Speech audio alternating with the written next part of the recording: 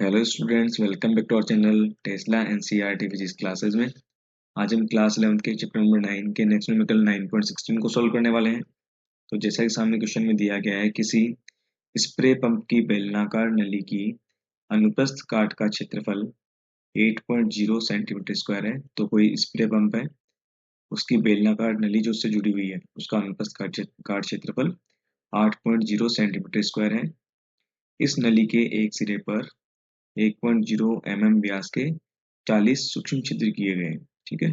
यदि इस नली के भीतर द्रव के प्रवाहित होने की दर 1.5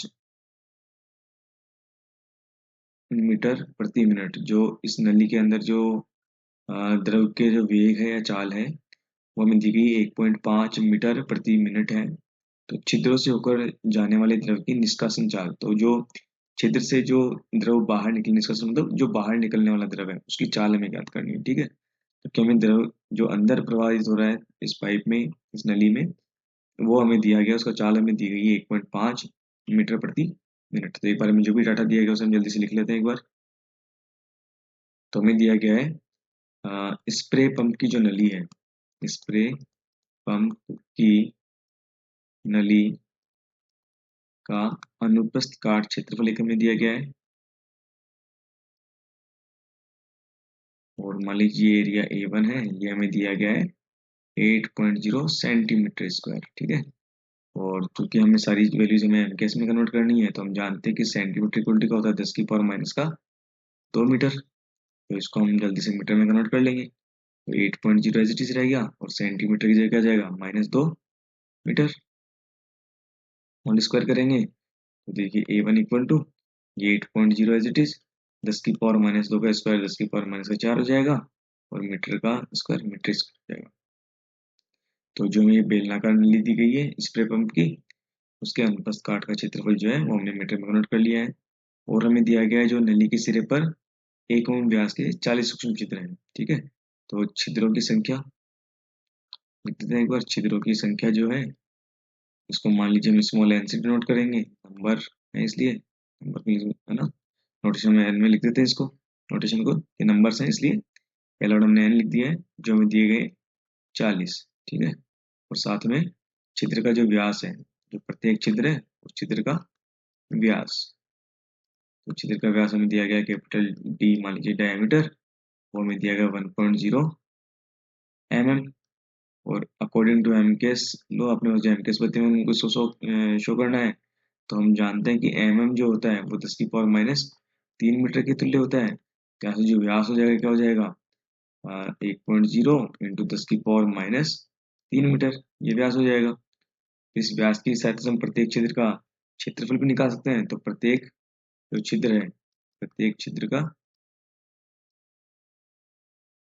क्षेत्रफल, तो प्रत्येक छिद्र का क्षेत्रफल जो हो जाएगा, मान लीजिए स्मॉल ए से हम इसको शो कर रहे हैं, तो क्या हो जाएगा, क्योंकि पाई आर स्क्वायर होता है, छिद्र कैसा होगा, वर्ताकार, वृत्त का क्षेत्रफल क्या होता है, पाई आर स्क्वायर। तो हमारे पास व्यास दिया गया, तो व्यास के टर्म में हम जानते हैं कि जो त्रिज्या होती है वो व्यास की आधी होती है। तो यहाँ से जब हम मान रखेंगे तो आर की जगह क्या हो जाएगा, D/2 का होल स्क्वायर। तो देखिए क्या बन जाएगा, पाई, हमारे पास जो ए का मान है वो ए का मान क्या बन जाएगा, देखिए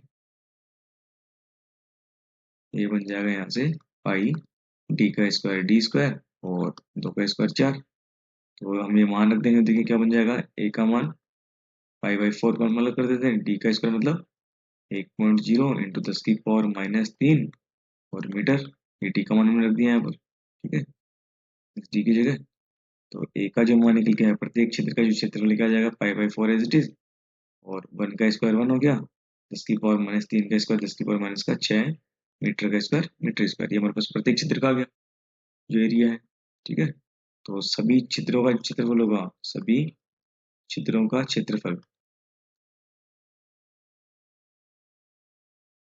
मान लीजिए एरिया जो कंप्लीट है वो A2 है, तो वो क्या हो जाएगा, जितने छिद्र है वो, और प्रत्येक छिद्र का जो एरिया है। तो एन का मान हमें कितना दिया है, 40 छिद्र है, तो 40 इंटू पाई/4, ए का मान जो यहाँ से रख देंगे हम पाई/4 इंटू 1.0 इंटू 10 की पावर माइनस 6 मीटर का होल स्क्वायर। तो उसको थोड़ा और सिंप्लीफाई करें, देखिए A2 का मान जो हमारे पास क्या आ जाएगा, 4 से काटा इसको, तो ये 10 बार डिवाइड हो जाएगा, 10 का मतलब 10 की पावर 1 हो गया, तो 1.0, 10 की पावर -6 और 10 की पावर 1, -6 में से 1 क्या बच जाएगा, 10 की पावर- 5, और साथ में क्या चल रहा है, पाई, तो यहाँ पर चल मल्टीप्लाई हो जाएगा पाई से, पाई मल्टीप्लाई बाई 1.0 इंटू 10 की पावर -5 मीटर स्क्वायर। इसको थोड़ा सिंपलीफाई करते हैं, पाई इंटू 1 पाई हो जाएगा, तो पाई इंटू 10 की पावर- 5 मीटर स्क्वायर, ठीक है। तो इसको हम एक डायग्रामेटिकली देखते हैं, डायग्राम में कैसे दिखेगा, देखिए। इसका मतलब है कोई पाइप है, और इस पाइप से आगे ये मान लीजिए कोई स्प्रे के लिए कोई पार्ट जुड़ा है, ठीक है। और इसमें से बारीक बारीक करके ऐसे इसमें 40 छिद्र बने हुए हैं, इनसे पानी बाहर आ रहा है, ठीक है। और ये जो नली है, ये स्प्रे से जो जुड़ी हुई है, ठीक है। इसमें जो द्रव है, इसका वेग यहाँ पर जो है वो v1 है, यहाँ जो वेग जो द्रव बाहर है उसका वेग v2 है, यहाँ का जो एरिया है कंप्लीट जिसमें से द्रव बाहर आ रहा है, मतलब सभी चित्रों का एरिया जो A2 ने माना है, और यहाँ पर ये जो पाइप है इसका जो एरिया है वो हमारे पास क्या है, वो A1 है, ठीक है। तो यहाँ पर सांतत्यता समीकरण हम लगाएंगे, सांतत्यता समीकरण। तो सांतत्यता समीकरण क्या कहता है कि यहाँ पर जो द्रव प्रवाह की जो दर है यहाँ पर द्रव प्रवाह की जो दर है वो दोनों सिरों पर, इस वाले सिरे पर और इस वाले सिरे पर क्या रहेगी, समान रहेगी। मतलब द्रव द्रव के प्रवाह की जो दर है मतलब Q, और द्रव प्रवाह की दर जो क्या होती है A × V। दोनों बिंदु पर, पहले और दूसरे बिंदु पर क्या रहेगी, सेम रहेगी। मतलब जो पहले बिंदु के लिए हो जाएगी A1 और V1, दूसरे के लिए A2 V2, ये दोनों क्या रहेंगी, समान रहेगी सांतत्यता समीकरण से। तो हम दोनों मान रख देंगे, तो हमें यहाँ पर V2 सॉल्व करना है, तो A2 को हम इस तरफ ले आएंगे। देखिए V2 का समीकरण क्या बन जाएगा, ये बन जाएगा A1 V1 बटा A2, और V2 हमें सॉल्व करना है, इसलिए हमने क्या किया, इसको एक तरफ रख लिया है।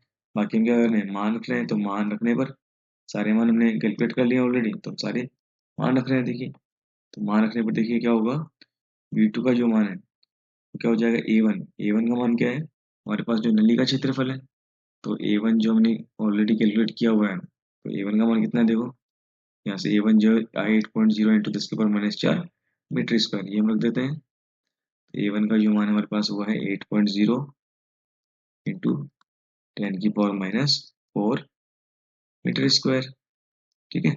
सिमिलरली जो V1 का मान है, V1 हमारे पास क्या मान निकल के आया था पहले, V1 का मान हमने क्वेश्चन में दिया हुआ है हमें 1.5 मीटर प्रति मिनट, ये जो मान है ये है नली के अंदर द्रव की चाल।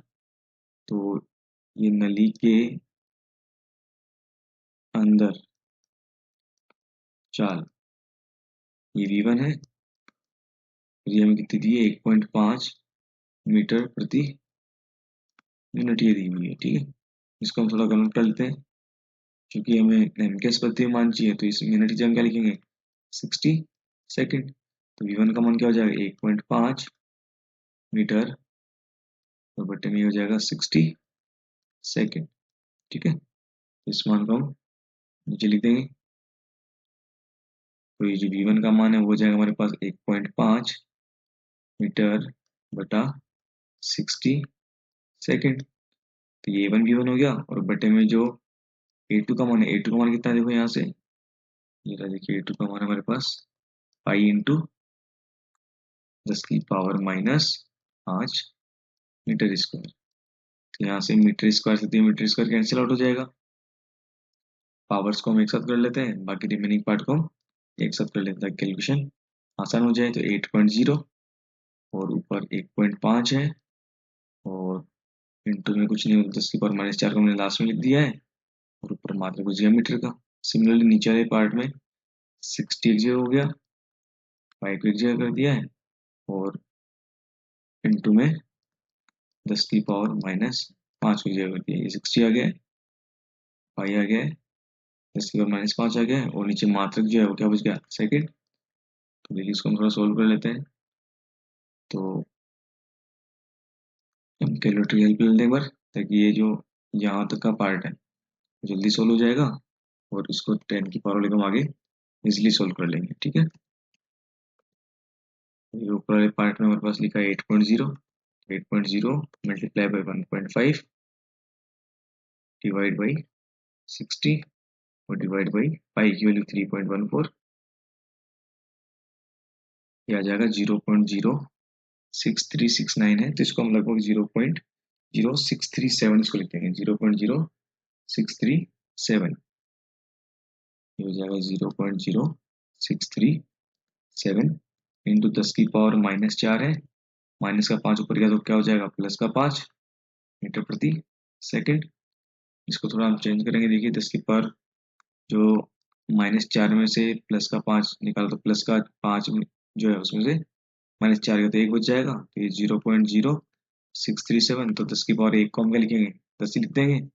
तो 10 से जब इसको मल्टीप्लाई करेंगे तो v2 जो वेग है वो क्या बच जाएगा, 0 पॉइंट आगे सक जाएगा, तो 0.637 मीटर प्रति सेकंड, या लगभग अगर दो डिजिट में लिखें तो ये v2 का जो मान क्या जाएगा 0.64 मीटर प्रति सेकंड।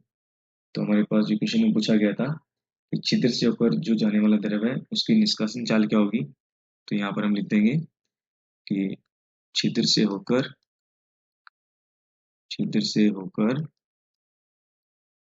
द्रव की निष्कासन चाल जो है, जो बाहर निकलने की जो चाल होगी द्रव की, उसका मान कितना सोल्व कर लिया हमने, v2 is equal to 0.64 meter प्रति सेकेंड। ठीक है, ये हमारा इस क्वेश्चन का फाइनल आंसर होगा।